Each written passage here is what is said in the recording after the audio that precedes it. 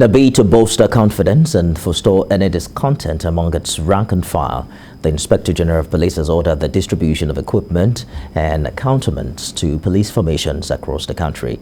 The items include protective gear for the lower rank operatives. Sifanesian reports. The management of the Nigeria Police has been on a confidence-building drive among its rank and file days after it dismissed as fake news reports of an impending strike by its operatives. Part of the measure is to ensure the distribution of working tools and accoutrement that will improve the operational well-being of its rank and file. We're granted access to the warehouses where the items are kept. Because we have them in the warehouse, so there's no need for us keeping them. We have procured these for some times now, but the templates to share them across the country has not been presented to the IGP for his approval, and which of course he has approved immediately. He says for items like police uniforms, each operative is meant to get at least 2 pairs. And what we have made arrangement for is for at least a personnel to have 2 pairs of all these camo dress, black cashmere, the new blue, the black trousers, cardigan, raincoats. What is yet to be seen is how quickly the items would get to those it is meant for. This is a drive by the police leadership to bolster confidence among its rank and file. Sifanesian, TVC News, Abuja. The Lagos State University has conferred PhDs on 76 graduates at the university's 25th convocation ceremony on Thursday. Governor of Kano State, Abdullahi Ganduje, was also conferred with honorary doctorate degree. Senior correspondent Adedoja Salamadini reports.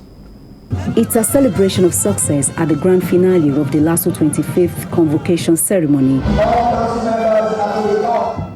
Inside the auditorium, the academic procession began the ceremony, witnessed by the Emir of Kano, Aminu Ado Bayero, and Lagos traditional and religious leaders, as well as top government officials. The 76 graduates are from the 2019-2020 academic session who have completed their PhDs in the Faculty of Arts, Law, Education, Social Sciences, and others.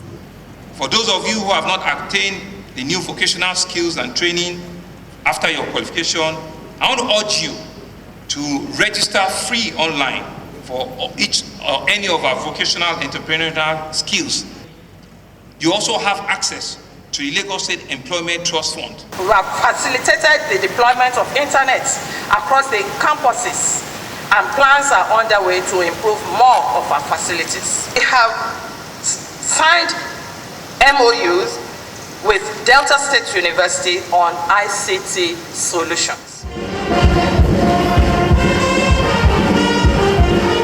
Governor of Kano State is conferred with the degree of Doctor of Letters, Educational Development, Healthcare Development, and Community Development in recognition of his contributions to the advancement of humanity.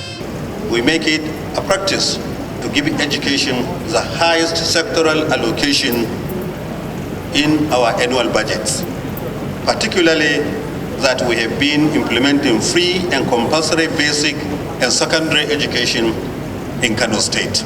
The convocation lecturer, national leader of the All Progressives Congress, Bola Ahmed Tinubu, represented by the Deputy Governor, Obafemi Hamzat, spoke on the theme Global Trends, the rightful place of Nigeria in the world. It focused on how to improve the country. To acknowledge this lapse, bold enough to correct it, and tolerant enough to endlessly vilify each other for causing it. Let us all join hands. We must reform this country. We have no choice. The APC presidential aspirant Bola Tinubu also donated the sum of 1 billion naira for the construction of Bola Ahmed Tinubu Center for Leadership and Development at the university. Other deserving individuals who have served the country meritoriously also bagged honorary doctorate degrees and emeritus professor. Adedoja Salamadini, TVC News, Lagos. Let's turn our attention now to the National Assembly, where the House of Representatives and other committee investigating the state of Nigeria's refineries has given the Minister of State for Petroleum, Minister of Finance, and others relevant to its assignment 1 week to appear before it. The lawmakers declined audience with the representatives of the heads of MDAs. National Assembly correspondent Joke Adisa reports. In the wake of the lingering fuel scarcity, the House set up this committee to investigate the status of refineries in the country. This meeting expected that the Minister of State Petroleum Resources, NNPC CEO, as well as the DG Budget Office of the Federation will be present in person. The lawmakers are taken aback by the copious absence of those invited. They declined audience with those sent to stand in for them, all of whom could not provide a supporting letter to back their representation. Those people that I've mentioned, they are hereby directed to appear in person in our next meeting a week from today. At its brief session in plenary on Thursday, the House resolved to investigate the circumstances surrounding the killing of one Ms. Chinyere Okpa, allegedly shot by DSS operatives in Enugu State. Deputy Minority Leader Tobi Okechukwu later spoke to TVC News on the intent of the petition. They said some operatives in black, incidentally they are saying that the DSS, came and started shooting. When there was a little bit of calm, and they now discovered that Chinenye had fallen and had some gunshot wounds. He also condemned the rejection of the gunshot victim by some hospitals. The young lady was taken to 4 hospitals. She was refused treatment. Even the last one that refused her to be treated, when they brought her corpse, they now accepted the corpse to be put in a morgue. Controversy continues to surround last Friday's court judgment directing the Attorney General of the Federation to delete Section 84, subsection 12 of the Electoral Act. The spokesman of the House insists the National Assembly was only trying to cure some mischief with that provision of the law in the Act.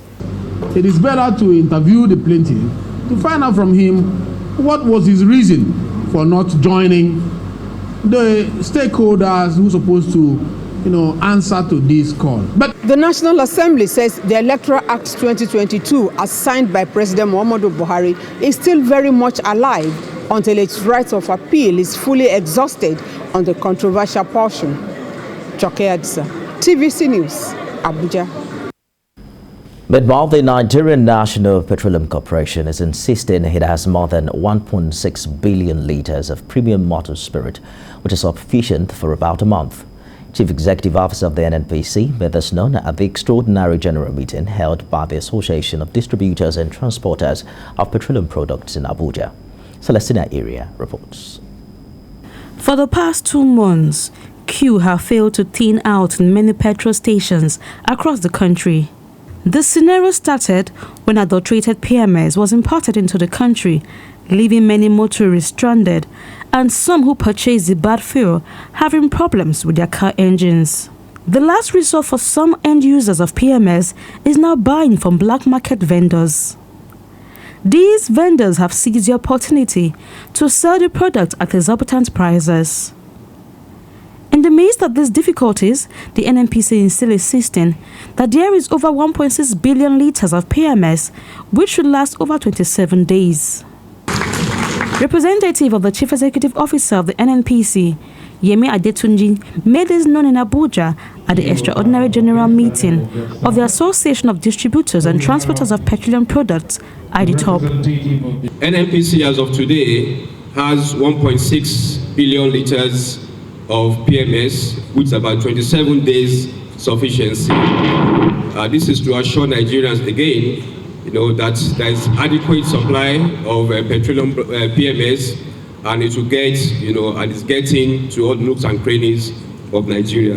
While Aditop says it has concluded arrangements to set the pace in the distribution of petroleum products through the use of new ideas to bring genuine change, IPMAM highlights the challenges associated in loading a truck of PMS.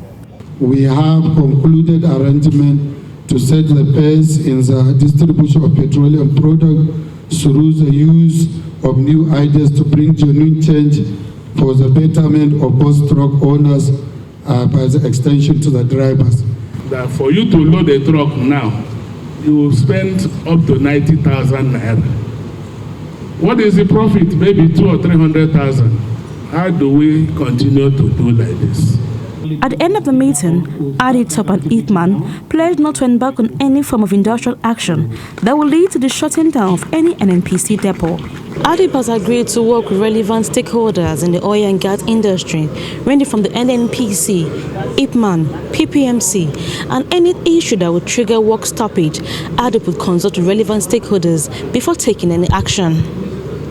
Celestina Area, TVC News, Abuja.